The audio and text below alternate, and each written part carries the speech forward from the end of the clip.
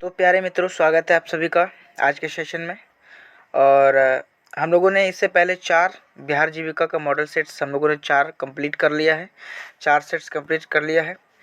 और आज हमारा जो सेट्स होगा ये 5वां सेट है, जिसमें कि टोटल आज फिर से हम लोग 20 क्वेश्चंस को लेकर आए हुए हैं, जो कि एग्ज़ाम को देखते हुए, एग्ज़ाम के पॉइंट ऑफ व्यू से बहुत ही महत्वपूर्ण है।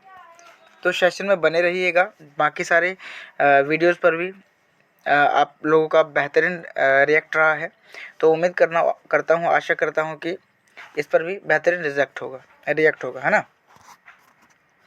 तो आइए, हमारा पहला क्वेश्चन कहता है कि बिहार में सामुदायिक संस्थाओं को बढ़ावा देने वाली योजना कौन सी है। सामुदायिक संस्था की बात कर रहा है तो प्रधानमंत्री ग्रामीण विकास योजना, मुख्यमंत्री ग्राम संपर्क योजना और मुख्यमंत्री सामाजिक सुरक्षा योजना। क्या होगा? एक ऑप्शन और है मुख्यमंत्री सामूहिक विकास योजना। सामुदायिक विकास की बात कर रहा है, तो मेरे हिसाब से अगर आप ऑप्शन नंबर 3 के साथ जा रहे हैं, 4 के साथ जा रहे हैं, तो बिल्कुल ही सही उत्तर है। ऑप्शन नंबर 4 बिल्कुल सही उत्तर, मुख्यमंत्री सामुदायिक विकास। जहां समुदाय की बात हो रही है तो वो ज़्यादा हेल्पफुल है। दूसरा कहता है कथन है कि एक एसएचजी समूह में बैंक लिंकेज के लिए सीबीओ की सिफारिश आवश्यक है। और कथन भी कहता है कि सीबीओ का अर्थ कम्युनिटी बेस्ड ऑर्गेनाइजेशन होता है। तो क्या होगा इसका सही उत्तर? यानी कि केवल कथन 1 सही है, केवल कथन 2 सही है, केवल कथन और कथन दोनों सही है, और कथन चौथा कथन दोनों कथन गलत है। तो यहाँ एसएचजी समूह में बैंक लिंकेज के लिए सीबीओ की सिफारिश बिल्कुल ही ज़रूरी है। और दूसरा सीबीओ का जो फुल फॉर्म होता है कम्युनिटी बेस्ड ऑर्गेनाइजेशन होता है, ये बिल्कुल सही। तो आई थिंक तीसरा नंबर जो है बिल्कुल ही सही है। अगला क्वेश्चन, सामुदायिक संस्थाओं में वित्तीय पारदर्शिता सुनिश्चित करने के लिए बिहार सरकार ने कौन सी पहल की है ना। ए केवल नगद भुगतान को बढ़ावा देना, बी डिजिटल लेन देन और ऑडिट प्रणाली को अनिवार्य बनाना, उसके बाद बिना किसी रिकॉर्ड के फंड वितरित करना, और डी कहता है सरकारी कर्मचारियों की संख्या को बढ़ाना, है ना। तो केवल तो ये भी नहीं हो सकता मेरे हिसाब से, बिना किसी रिकॉर्ड के फंड वितरित ऐसा भी नहीं करता है, सरकारी कर्मचारी की संख्या भी नहीं बढ़ाता, ऐसा कुछ नहीं है। 3 ऑप्शन गलत। और अगर आप ऑप्शन बी के साथ जा रहे हो तो बिल्कुल सही, डिजिटल लेन देन और ऑडिट प्रणाली को अनिवार्य कर देना, है ना।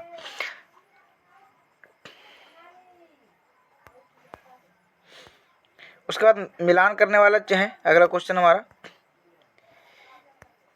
ये कहता है कि सीएलएफ यानी कि ब्लॉक स्तर पर संगठन, एसएचजी मीटिंग सप्ताह में 1 बार, लाइवलीहुड प्लानिंग व्यवसाय हेतु योजना, और फाइनेंशियल इंक्लूजन बैंक सेवाओं तक पहुंच। क्या होगा इसका सही उत्तर? क्वेश्चन नंबर 4 का सही उत्तर क्या होगा? तो सीएलएफ लेवल फेडरेशन ये एक ब्लॉक स्तर का एक संगठन होता है, और एसएचजी मीटिंग ये सप्ताह में 1 बार किया जाता है, लाइवलीहुड प्लानिंग व्यवसाय हेतु योजना बनाया जाता है, और फाइनेंशियल इंक्लूजन की बात करें तो ये बैंक से रिलेटेड है। तो I think A1 B2 C3 D4 जो ऑब्जेक्टिव होगा वही सही होगा, विकल्प ए बिल्कुल सही। मुख्यमंत्री बाल हृदय योजना का लाभ किसे मिलता है? बाल हृदय की बात कर रहे हैं तो आर्थिक रूप से कमजोर बच्चों को जिनकी हृदय सर्जरी आवश्यक है। दूसरा स्कूल जाने वाले बच्चों को, तीसरा सरकारी डॉक्टरों को, और चौथा वृद्ध मरीजों को। 2 ऑप्शन तो बिल्कुल ही नेगेटिव चल रहा है, ये दोनों बिल्कुल ही सही नहीं है। आगे इस पे 2 पर विचार करते हैं हम लोग, ए और बी। तो सभी स्कूल जाने वाले बच्चों को, और दूसरा है कि आर्थिक रूप से कमजोर बच्चों को। तो बाल हृदय योजना की बात कर रहा है, तो इसका जो ऑप्शन बिल्कुल सही होगा वो ए होगा। यानी कि अगर आप ऑप्शन नंबर ए के साथ जा रहे हैं तो बिल्कुल ही सही उत्तर है। अगला, बिहार राज्य बाढ़ प्रबंधन योजना का उद्देश्य क्या होता है? बाढ़ क्षेत्रों में स्कूल खोलना, ये तो बिल्कुल ही नहीं होगा। बाढ़ पूर्व और पश्चात कृषि एवं ग्रामीण संरचना की रक्षा करना, मेरे ख्याल से ये ठीक है। तो हम लोग फिर भी आगे देखते हैं। बाढ़ पीड़ितों को सरकारी नौकरी देना, ये तो बिल्कुल नहीं होगा। केवल नदी तटों की सफाई, ऐसा तो बिल्कुल ही नहीं सकता।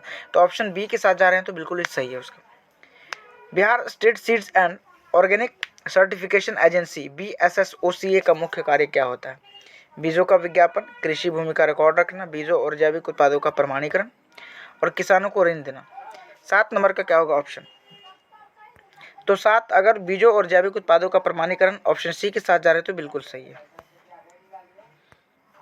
मुख्यमंत्री वृद्धजन पेंशन योजना के लिए न्यूनतम आयु क्या होती है ना, 8 नंबर, यानी वृद्धा पेंशन की कह रहा है शायद, वृद्धजन।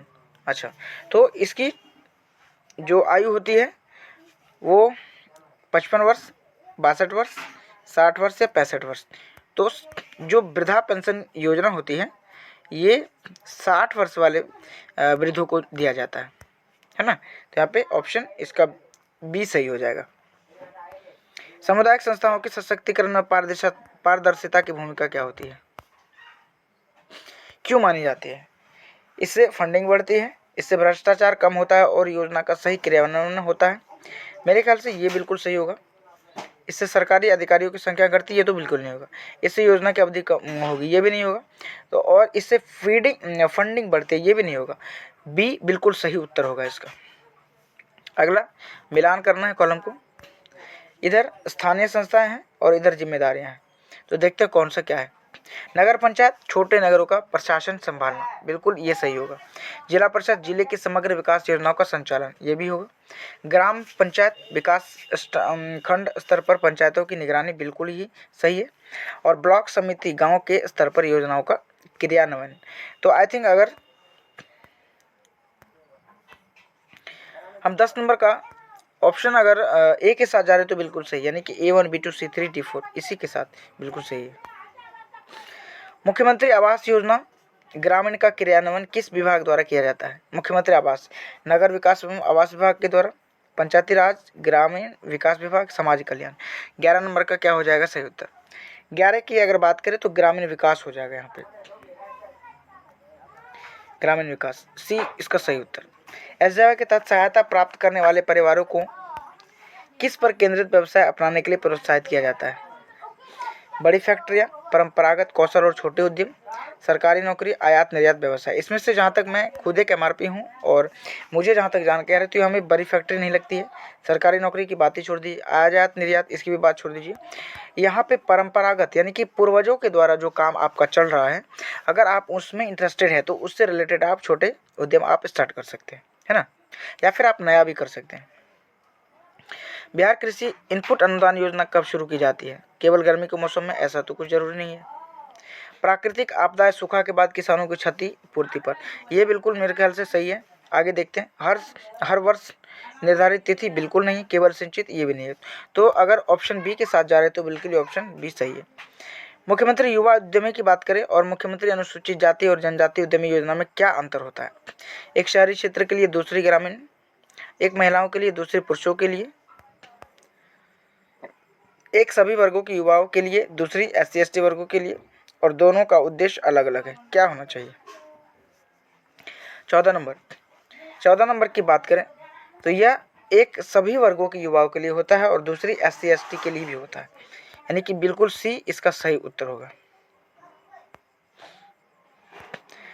15 कथन 1, सामुदायिक संस्थाएं सरकारी योजनाओं को जमीनी स्तर तक पहुंचाने में मदद करती है, बिल्कुल ठीक है। इनका मुख्य कार्य केवल वित्तीय ऋण देना, ये तो बिल्कुल सही नहीं हो सकता। तो इसका जो 15 नंबर का होगा कथन 1 ही सही होगा, केवल कथन 1, 15 का ए ही राइट आंसर होगा इसका। निम्नलिखित में से कौन सा कथन मनरेगा की आलोचना के रूप में सही है? यह केवल शहरी क्षेत्रों में लागू होती है, या मजदूरों को खेती से दूर कर रहा है, इससे महिला भागीदारी पूरी तरह निषिद्ध है, इसमें केवल तकनीकी काम होता है। क्या होगा 16 नंबर का सही उत्तर बताइए। बात करें 16 की तो यह मजदूरों को खेती से दूर करता है, यही इसकी क्या है आलोचना है। बी इसका सही उत्तर होगा। पंचायती राज संस्थाओं की सफलता के लिए सबसे आवश्यक तत्व क्या है बताइए। सरकारी नौकरशाही का पूर्ण नियंत्रण, पारदर्शिता, जवाबदेही और स्थानीय भागीदारी, केवल धन का प्रवाह, पंचायतों का सीमित क्षेत्र। 17 नंबर का सही उत्तर यहाँ पे पारदर्शिता, जवाबदेही और स्थानीय भागीदारी हो जाएगा, बिल्कुल ही सही। ये पॉजिटिव लग रहा है मुझे। कॉलम ए और कॉलम बी को मिलान करना। आजीविका संवर्धन गतिविधियां इधर है, इधर लाभ उद्देश्य। डेयरी पालन, ये तो दूध से रिलेटेड है, ये होगा ही होगा। किचन गार्डनिंग, घरेलू उपयोग के लिए, ये भी बिल्कुल ही होगा।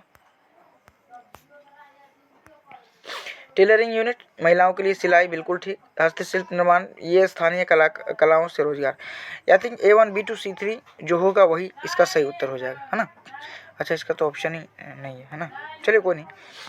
इसका जो ऑप्शन होगा इसमें मैं बता दूं, ए का 1 होगा, बी का 2 होगा, सी का 3 होगा और डी का 4 होगा। यही इसका ऑप्शन हो जाएगा। आइए 19 नंबर क्वेश्चन की बात करें। प्रधानमंत्री श्रम योगी मानधन योजना असंगठित क्षेत्रों के श्रमिकों को सामाजिक सुरक्षा देने के लिए शुरू की गई। कथन 2, इस योजना के अंतर्गत लाभार्थियों को 60 वर्ष की आयु के बाद मासिक पेंशन दी जाती है। बताइए, कथन केवल कथन 1 सही है, कथन 2 सही है, दोनों कथन सही है, दोनों गलत। क्या होगा 19 नंबर का सही उत्तर? यहाँ पे 19 का अगर हम सी के साथ जा रहे हैं तो बिल्कुल सही है सी ऑप्शन सी बिल्कुल सही है। आजीविका संवर्धन में वित्तीय समावेशन का क्या प्रमुख उद्देश्य होता है? अमीरों को भी अनुदान उपलब्ध कराना, गरीबों को केवल नगद देने की व्यवस्था?